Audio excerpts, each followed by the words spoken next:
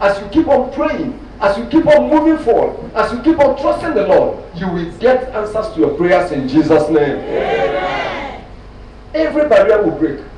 Mental barriers, spiritual barriers, whether they are demonic, whether they are occultic, whatever they are, no barrier can stand at the name of Jesus. Because we are told in the book of Philippians that for God has highly exalted him and given him a name that is above every name, that at the name of Jesus every knee shall bow. So if you trust in Jesus and you use the name of Jesus, every knee must bow. Hallelujah. Amen. Hallelujah. Amen. The next, certainty of God's intervention. The Lord said that even though God may not answer you immediately, that you be certain that God will answer you. Hallelujah. Amen. Even though the answer has not come, the Lord said, you be certain, it is certain that God will answer your prayers. Amen.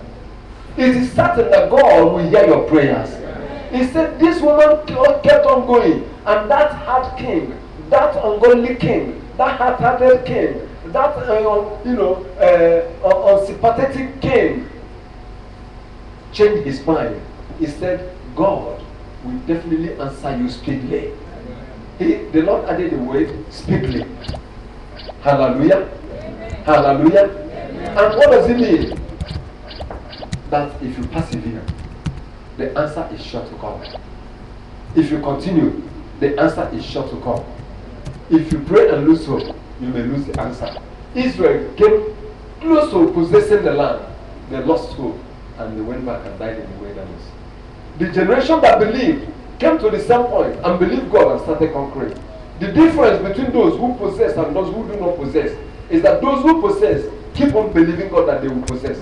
Keep on believing the word of God and they keep on pushing forward. Goliath fell before David, not because that David was stronger, not because David was more armed, but because David trusted in the Lord. The Bible says that they that trust in the Lord shall be as Mount Zion, which cannot be removed but abideth forever. Hallelujah. Amen. And the Lord tells us it's not by might, it's not by power, but by his Spirit. So if you are walking by the Spirit of the Lord, I want you to know there is no mountain that can stand before you. There is no difficulty you cannot overcome. There is no hurdle you cannot jump. There is no problem that will not be solved. There is no sickness that will not be removed. Am I talking to people in this place?